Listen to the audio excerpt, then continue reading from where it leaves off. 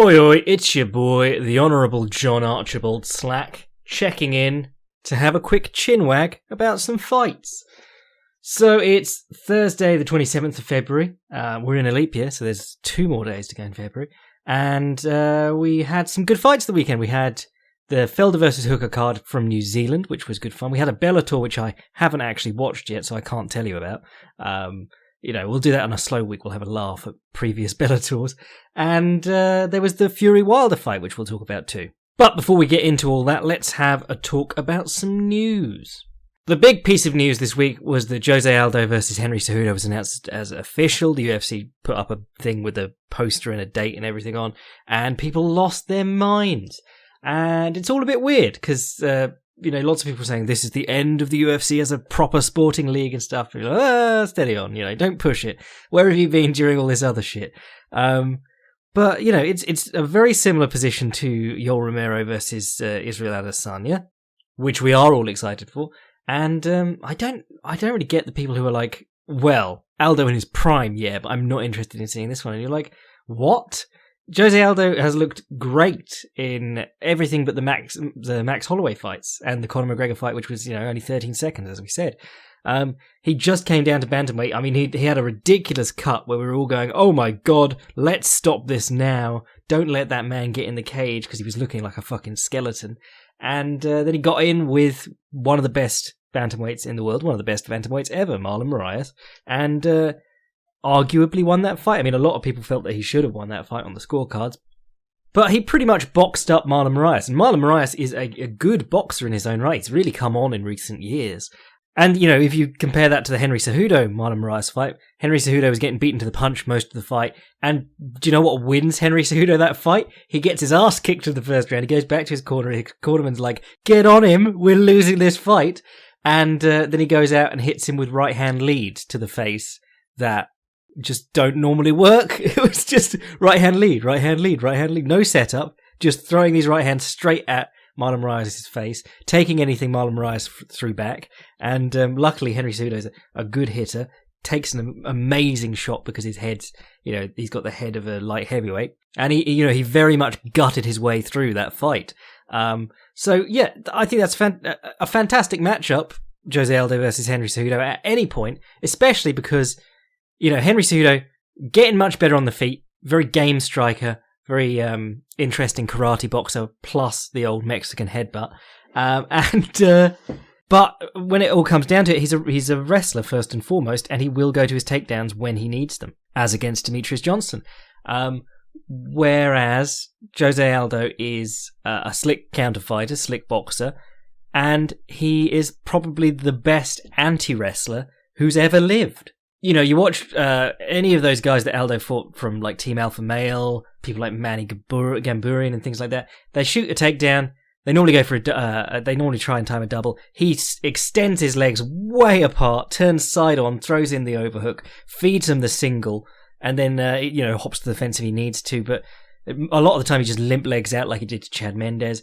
The guy is a wizard at defending takedowns. I'm not even going to say stopping takedowns, just like feeding further and further down the path on takedowns. So where you would like to have your perfect double leg run straight through his hips, he's like, nah, you can have the single though. No, you can't have my leg, you can just have my foot. And then he'll kick his leg out and be away.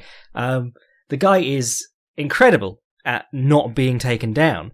And I think that's fantastic because, if you put him and Henry Cejudo in a pure boxing match, I would give Aldo the edge, especially given what I saw against Moraes. If you put them in a kickboxing match where Aldo's actually kicking, you'd give Aldo the edge.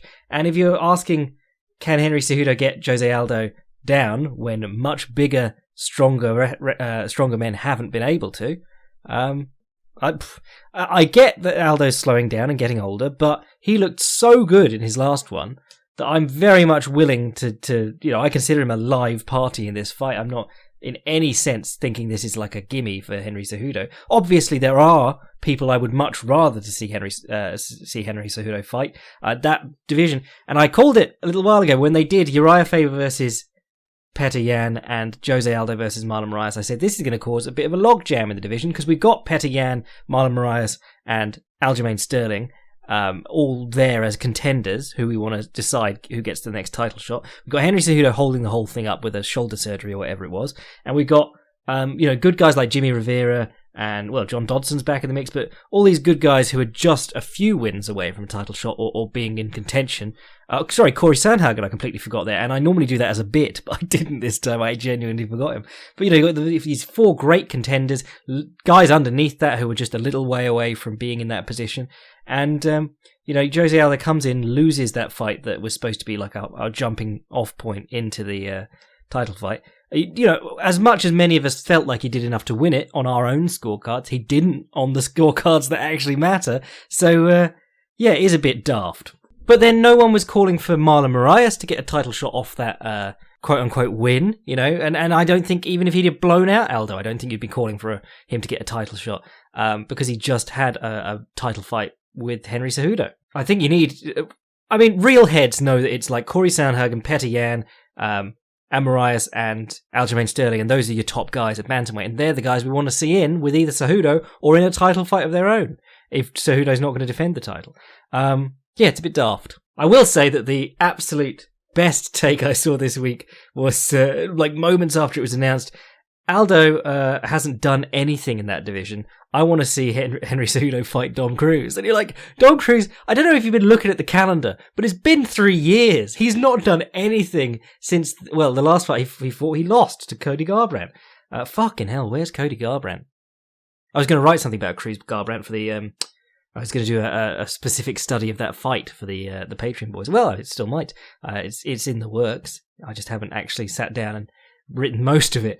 But yeah, that's just a bizarre take. But that's the Dom Cruz magic. You've convinced people that you can come back and ring rust isn't a thing for you now. So they'll always be like, yeah, it might have been 7 years, but I'd love to see him in with, son of Uriah Faber or whoever's in there at the bantamweight title at that time in 2024.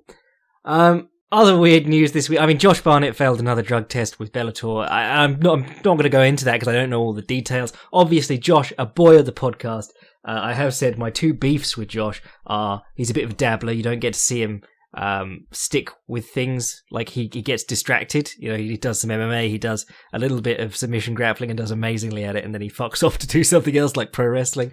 And my other one is that he keeps failing these tests, and we know it's going on at the highest levels of sport, but no one else is getting caught that much. And he's a smart guy too. So you're just like, why are you not doing the reading on these things if you're using them? But yeah, so that fucked over Bellator with their... Who was it she was supposed to fight? Not Ronnie Marks, someone or other. But that sort of ruined that for them. Another weird one came out was Tito Ortiz. That ridiculous circus matchup he had with Alberto El Patron or Alberto Del Rio or Dos Caras Jr., whoever you want to call him. That was changed quietly into a no decision in Texas. And Texas is a shit commission, so I have no idea what they're doing. But we assume failed drug test, but there's literally no other information come out about it so far. As I couldn't find any before I came on the podcast. But remember, the Texas Commission is the one that allowed Kimbo and Dada and Shamrock and Hoist to fight on the same card and allowed Kimbo to roid up for that. And Shamrock, I think. They just don't give a shit, so I don't know what's going on there. They found out that Tito used arcane witchcraft or something like that, and they're like, no, can't let that result stand. So the point is that Alberto El Patron fought Tito Ortiz and didn't lose. That's the important point. Elsewhere in the weird world of MMA, one FC, One Championship announced that they're going to be doing the Apprentice One Championship edition. And they used, the official Apprentice logo and shit. I think the really scary part of this is that it might end up being president of Singapore or whatever you are there, field marshal, Grand Wazoo. Anyway, and then Ross Houston went to Bellator, which is a good signing for them. That's an interesting guy to fight like Michael Page or someone like that. A very good fighter from the British scene. A really good fight in Cage Warriors with Nicholas Dalby, who's just got back to the UFC off that fight. It was the fight that was stopped because there was too much blood on the mat. And there's audio of Mark Goddard just going, "It's fucking ridiculous." If you haven't seen it, I always recommend that fight. If you haven't seen it, watch it because you're never going to see another fight that's stopped by too much blood on the mat. Just literally one standing in the other's guard and then slips over in the pile of blood under him. But yeah, we were all so psyched for the rematch. We're like, Cage Warriors, instant classic coming up, and then they let Nick. Well, I presume their contracts expired, or they were bought out of them. But Nicholas Dalby went to the UFC immediately after, and Ross Houston has now gone to Bellator. So they kind of lost that amazing rematch that we all would have paid to see. Those who knew about the first one, and I've made it my job to tell everyone about the first one. So let's talk a little bit about what went on at the weekend. Obviously, doing this a little bit late in the week, my bad. I was working on that Filthy Casuals guide to Joseph Benavidez versus Davison Figueiredo. If you haven't watched it, do watch it, because people don't give a shit about this fight at large. So we're not going to get very many hits on it. So, it's always heartbreaking when I put a bit of time into making a Filthy Casuals guide, and then I'm like, oh, wait, only I and about 5 of my friends give a shit about this fight or this thing that I'm talking about. The easy thing would be to do Conor McGregor every week. Just do Conor McGregor versus Israel Adesanya, hypothetical matchup, Photoshop that weigh-in picture of them together and all that shit.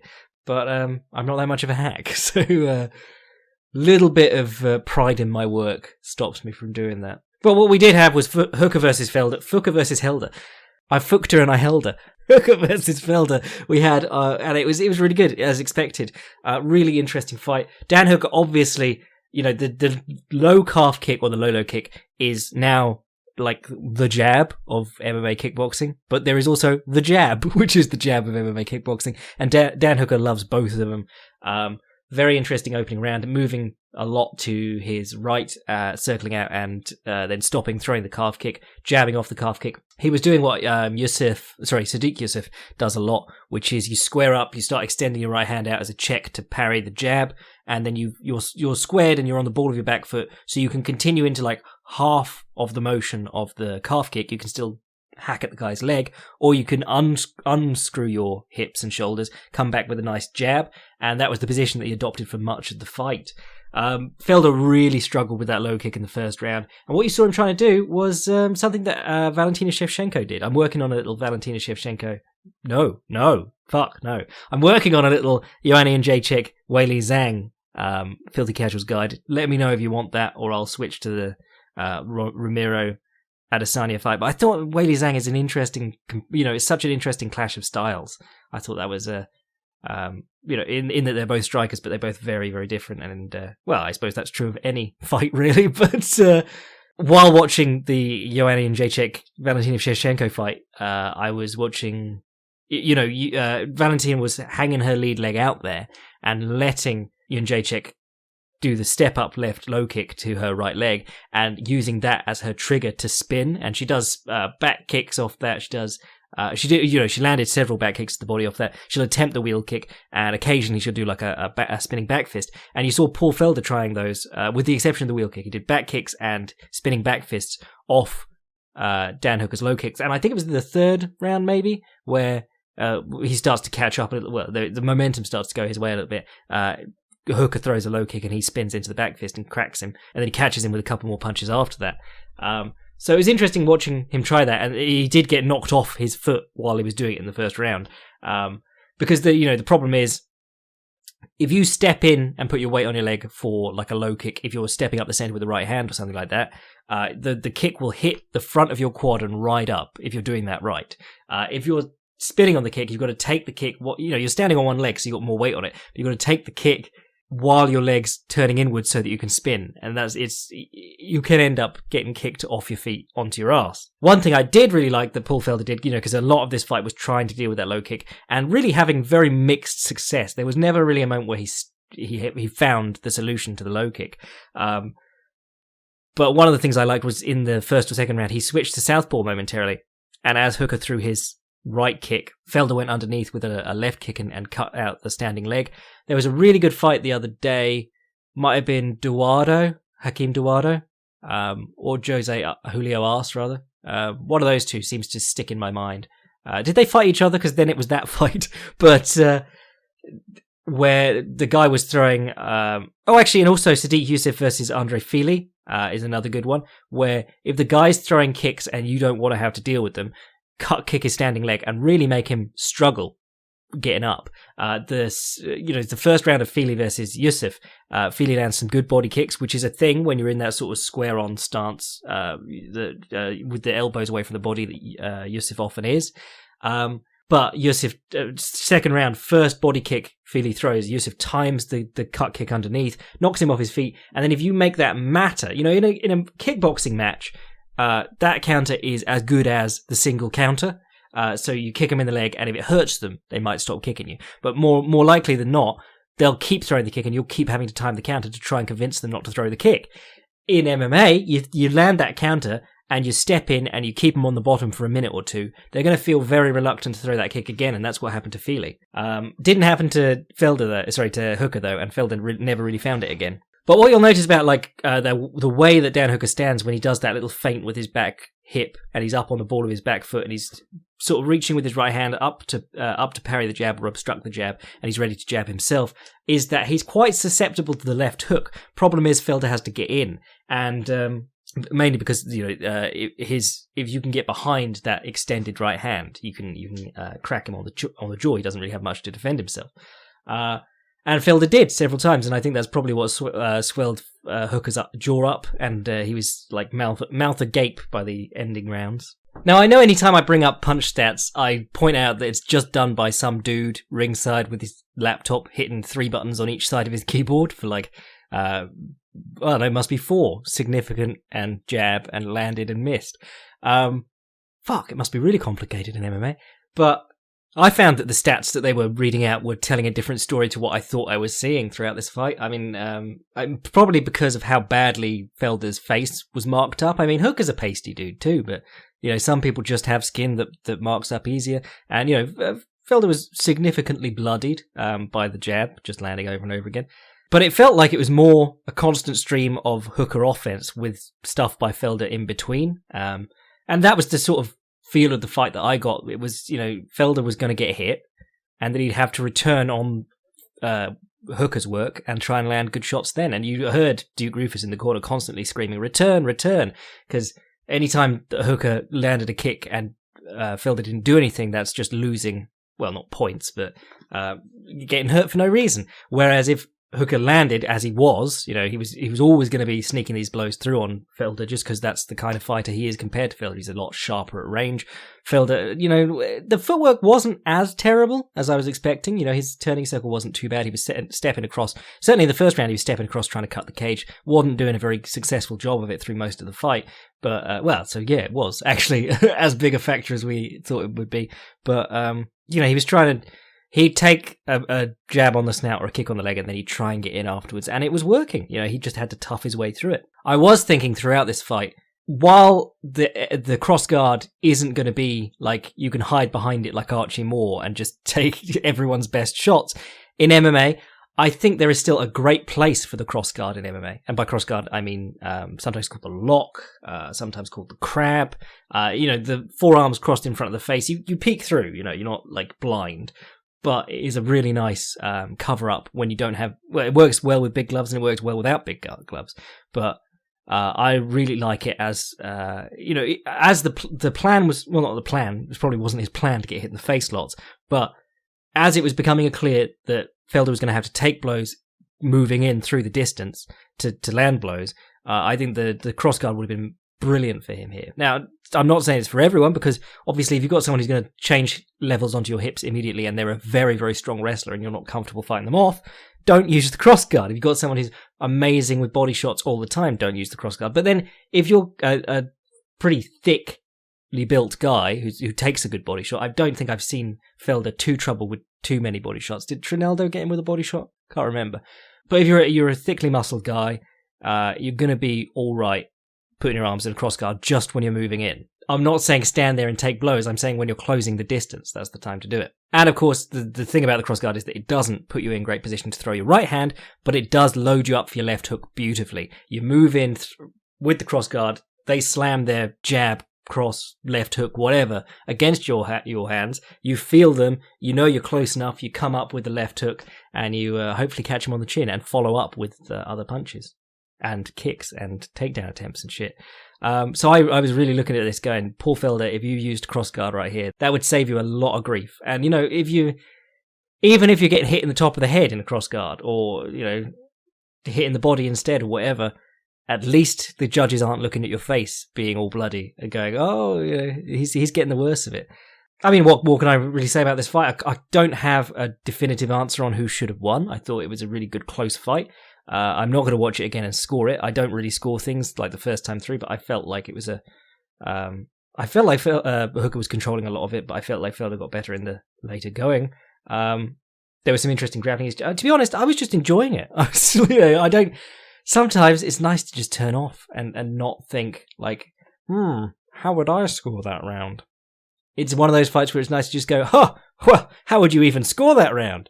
So what's next for these guys? I mean, Felder made rumblings about retiring, and then he said, might go to Dublin. And everyone took that to be like, I'm going to late notice replace someone on this Dublin card. Or even, I'm going to fight Conor McGregor. And you're like, no, he's just going to commentate on the Dublin card. That's it. They were both in the hospital after this fight, taking selfies together. But where does that put us in the lightweight division? I mean, the lightweight rankings are pretty interesting right now. You've got Khabib, Tony, Dustin, Conor. Bit of a joke that they're ranked above Justin Gaethje, but, whatevs.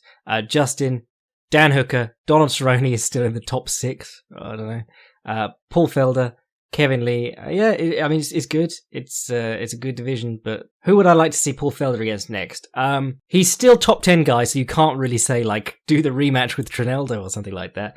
But I think Hernandez is about to be announced against Islam Makhachev. If he's not, Hernandez is a good matchup for him. He's a guy who uses a lot of movement, kind of erratically. So that would be interesting to see him matched up against Paul Felder's barge-like turning circle. But he's also a guy that Paul Felder could absolutely rough up on the inside because he's not a very big lightweight. And Paul Felder could honestly just time knees and back fists when Hernandez steps in, like Cerrone did. Who else you got? Charles Oliveira, he's already fought, but you could do the rematch. I mean, Charles Oliveira has been looking good lately. But again, Charles Oliveira hasn't really been fighting elite people. Oh no, fuck. Oliveira's booked against Lee, isn't he? Ally Quinta. That fight that we were going to get in New York, was it? And then all that shit kicked off with Khabib's opponent, and Ally Quinta ended up getting the title shot, even though Paul Felder was probably the more logical choice, but he wasn't on the official rankings because 14 dudes didn't consider him better than that. What he'd done in the last 3 years, better than Ally Quinta's win over Diego Sanchez. That's got to be your biggest career regret as Paul Felder. Something you had no control over. You could have just jumped in for that title fight against Khabib and saved the night, but they gave it to Ally Quinta because the commission and the rankers are shit. Maybe Diego Ferreira, but Diego Ferreira is due to fight... Oh no, he was supposed to fight Islam Makhachev and then they called that off, weren't they? Didn't they? Yeah. So Paul Felder, Diego Ferreira, money? And then Dan Hooker, I think you really got to say Justin Gaethje or Dustin Poirier. That's got to be it. Ideally we get Justin Gaethje versus Conor McGregor, but we don't really know what's happening with that. So then the other big thing this weekend was the Tyson Fury Deontay Wilder fight. I wrote an article previewing it for Unibet, and I think this was I mean, I don't have any national pride, but it's pretty interesting that we suddenly, after years of not really having, well, I think we had about 2 in the last 50 years, heavyweight champions. We've got 2 at the same time, and we own all the heavyweight belts. But I think you have to. People have always laughed at Tyson Fury, and it's always been fun to post the clip of him doing the uppercut on himself and stuff. But not only did he gain 200 pounds during his depression and come back after that, get all the weight off after beating Vlad Klitschko, and fight Deontay Wilder twice while Anthony Joshua wanted nothing to do with Deontay Wilder. He also, in my humble opinion, beat Deontay Wilder twice, and the first time he put on a boxing clinic, and the second time, he outpunched him. So, the dude is convincingly, to my mind, the best heavyweight in the world. And you can't really argue with the fact that he's one of the best technicians in the world at heavyweight, maybe ever, because he could be the surgeon or the sledgehammer. And so many guys at heavyweight can only do one thing. He's truly remarkable. And, when you watch him in that first Wilder fight and we're going, oh yeah, this guy can actually box really well. And then you remember, he's from a kind of upbringing, the Irish traveller community, and his parents were well into boxing, and that's why he's named Tyson and so on. So he's been boxing from a very young age, and he happened to turn into this ridiculous giant. Whereas, say, Anthony Joshua, he was a rugby lad for the people who aren't British, and someone looked at him and said, "You're a big lad. Would you like to box?" And Deontay Wilder, he came to boxing did he box as an amateur quite young? I can't remember, but he came to professional boxing quite late. He's 35 now, and it was to basically make money for his daughter, who is either disabled or ill. I can't remember which, but it's a heartwarming story. But again, came to it late because people were like, "You're a big guy. Have you tried boxing?" So even though Fury is the biggest of the lot, he had a head start on learning the actual art of boxing. And it really shows. Like, his passion for the science really shows through. And this fight was just, it was everything you could want to see from a heavyweight title fight, or certainly a heavyweight title winning performance. Came out putting the pressure on Wilder immediately, kept him on the back foot. And I think that in retrospect, it's easy to say now, but I think that's a smart thing to do, because Wilder takes time to get people's timing, and he likes to sit back in that long stance being awkward, and a lot of the time it's the threat of the big right hand keeps people from landing effectively on him. If you look at the punch stats, he keeps really good guys like Luis Ortiz from being as effective as they normally are, even though you're looking at him going, what a weird boxing style. It's not really, that's not textbook. The other thing you saw was that, like, Tyson Fury was roughing him up in the clinches. And by roughing him up, I don't mean, like, fighting dirty. Well, no, fighting dirty in a boxing context. I don't mean, like, holding and hitting and shit like that. He was leaning all over him, making him carry his weight. I was watching, I can't remember what it was, with my wife the other day. Oh, no, my wife came in while I was watching a boxing match. And the guy... They entered a clinch, one guy's head was low, and he picked the other guy up. And the crowd goes, way, because, they're like, oh, assertion of dominance. And my wife was like, are you allowed to do that? And I said, that's what you're supposed to do when the guy's snapping your head down. Because if you've got, it gets worse at heavyweight, but if you've got a 250-pound man leaning on the back of your head, and they'll do it so that it's not like lean on them just enough so that they feel it. You properly put your weight onto the back of someone, and they have to hold themselves up or go to the floor. And either of those is tiring, to be honest. So the way to counter that has always been to get your hips in underneath them and just stand up straight. And while that looks like you're showing off, picking the guy up, it's a lot less difficult for your back than being stooped over and trying to fight being pulled down to the floor. So he's doing that.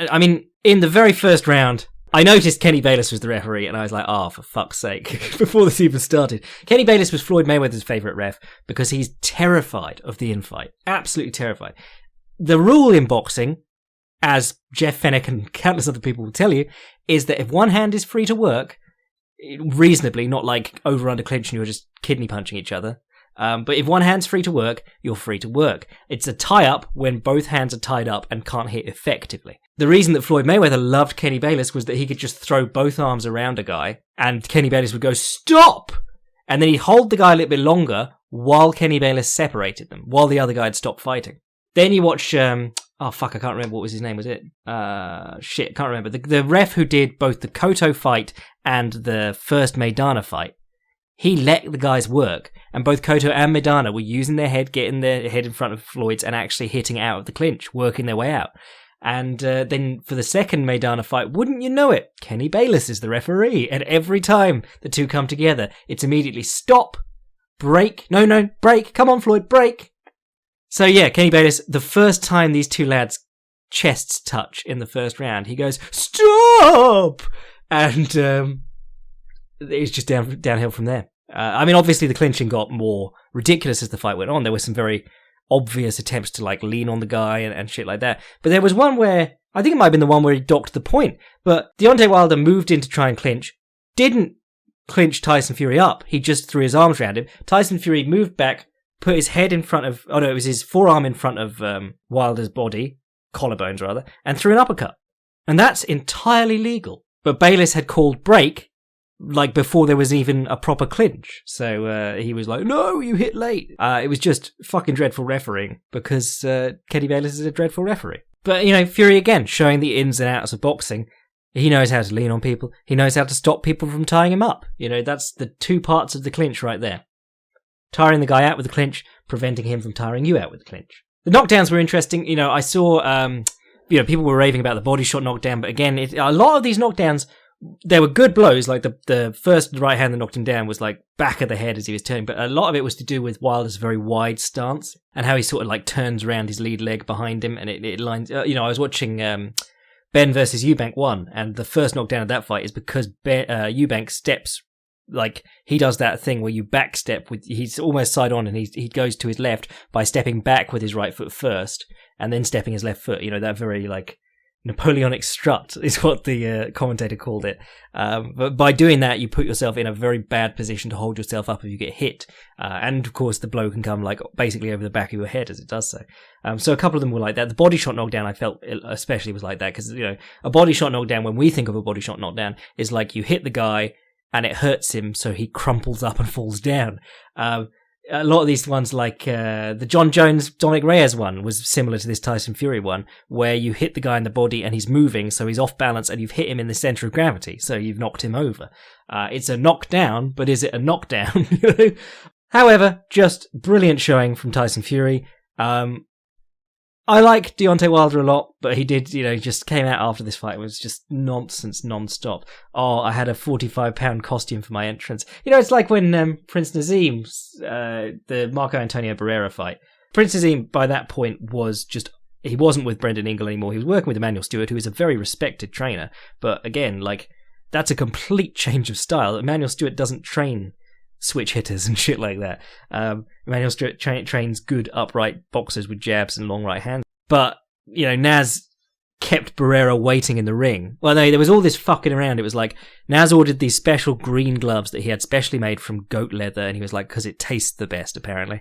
And, you know, he's made a huge deal of it. And then before the fight, he started fucking about with the rule that says, well, under this governing body at least, said that the champion gets to pick the gloves. So they're presented with him with both the gloves, and he was like, no, I want Barrera's gloves, actually. And then he kept Barrera waiting in the ring for like 30 minutes while he was doing his entrance. Was that the one where he had the fucking flying carpet or some shit? But it was all just him wasting time. And, you know, you can't blame that afterwards, because the other guy suffered from you wasting time just as much. But the Wilder one is especially funny because he was like, I was wearing a £45 costume and I didn't anticipate it taking such a toll on me. And then there's a clip of him on the Joe Rogan podcast going, I do all of my training in a £45 vest. It's just, you couldn't have picked a more perfect cell phone, I suppose. But in the aftermath of this, it was, well, everyone suddenly knows boxing. But it's just the same as when Conor McGregor fights. Everyone suddenly knows MMA. But dude's just been like, well, Wilder needs to think about hanging it up, because if he can't fix that, you know, or he's done. And you're like, did you not just watch him smash Luis Ortiz? You know, maybe the second, third, fourth, you know, top 5 boxing technician, also great puncher in the heavyweight division. And Wilder did him easy, you know, easier than the first time. The idea that because Tyson Fury can come out with the knowledge, you know, you have the knowledge that he outboxed you last time, and then he suddenly starts punching you in the face.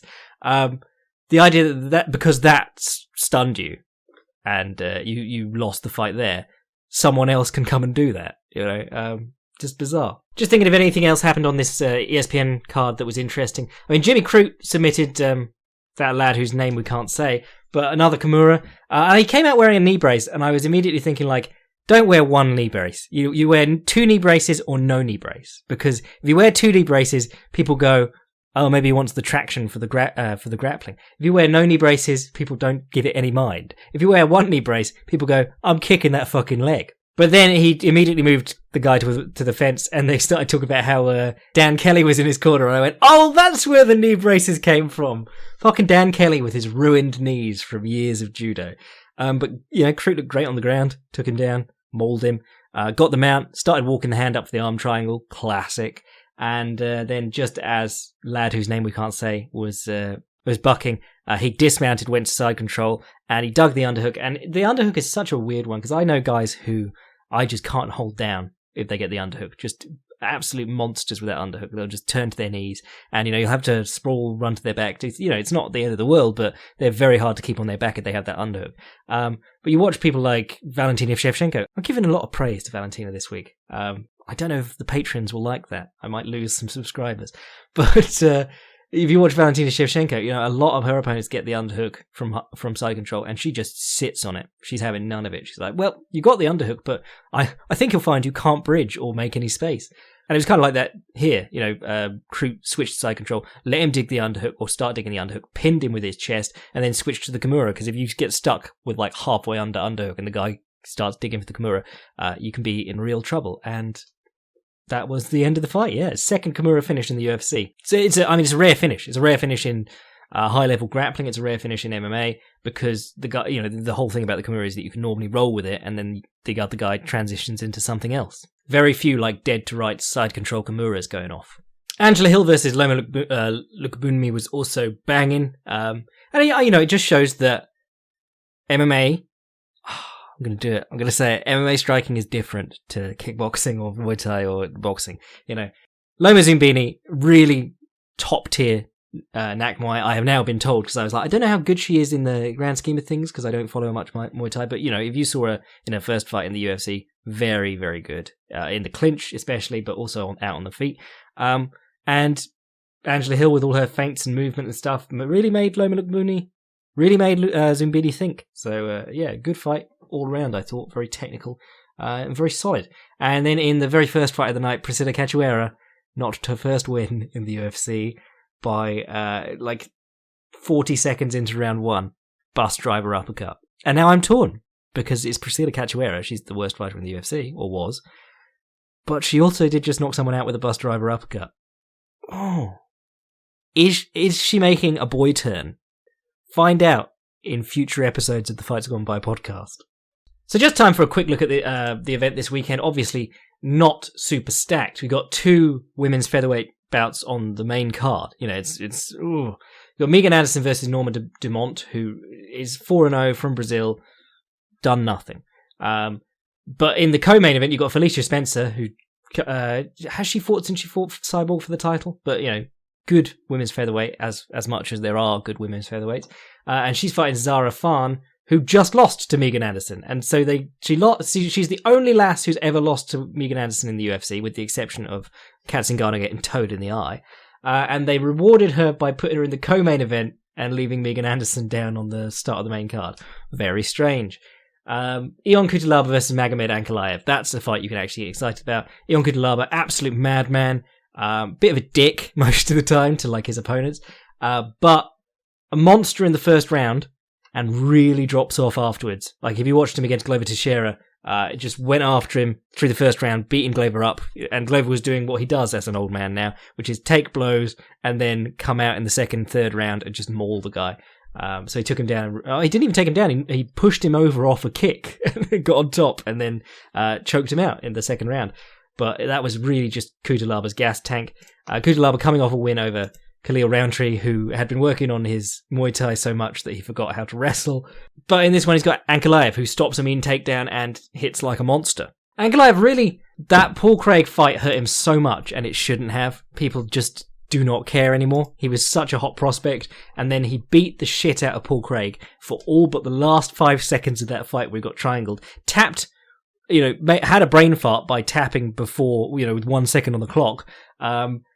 And since then, Ankalaev has fought 3 times, knocked out 2 of them, beat the shit out of the other one, and still no one really cares. It's very, very strange. But yeah, that's pick 4 could be good. You got Luis Pena fighting some lad coming in from LFA in the Contender Series. He's the number 1 ranked whatever in New Mexico, and he's fought on Jackson Wink card, so I assume he's a Jackson Wink lad. They love Luis Pena. They're trying their best to get him as many interesting wins as possible. Tom Breeze is back. Hype for him sort of died after 1 loss too. Marcin Tybura is fighting Sergey Spivak. Terrible fight, but both of them would murder Fedor.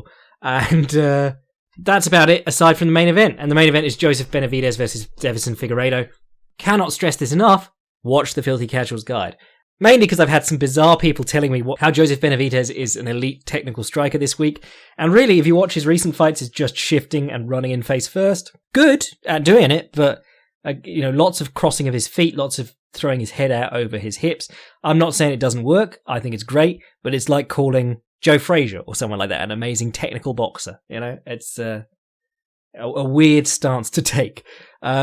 And talking of weird stances, you got Davison Figueiredo, who is just a madman. He can throw everything with the power to knock people out, but he gasses. I won't say gasses, but his rate of activity just drops off a cliff. The other thing that I forgot to mention in the Filthy Casuals Guide, and then someone asked me about, is his stance. He sits with his lead leg jutted way out. And Joseph Benavidez, as much as he doesn't jab and he doesn't throw punches without shifting, he does throw a lot of good low kicks, and that'll probably be a factor in this fight. Joby does his best work when he stands southpaw. He does stand orthodox for like portions of his fights, and some of them he decides to do like loads of orthodox work from. Don't know why, but I think the body kick could be a very useful one here, because if you're body kicking with Figueiredo, he's probably not going to take you down, if you've got the amount of wrestling experience you have on him.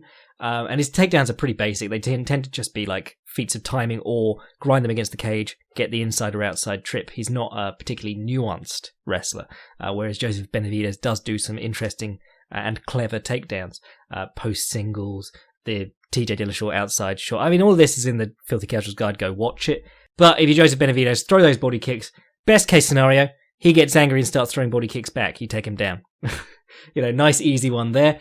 I think really like for Figueiredo, I love his elbows, the intercepting elbows, the up elbows, and I love his body shots. But again, he uses both on a whim. He doesn't stick to them. Like nothing in Figueiredo's fights shows you that he has some kind of long-term game plan. He just sort of wings it. But he could really benefit from looking for the elbows on the way in, hitting the body. I mean, he's got a great uppercut, so looking for that as Benavidez overextends on his left hand before shifting into his right. Cheeky nodder works amazingly against Benavidez because he always leads with his face.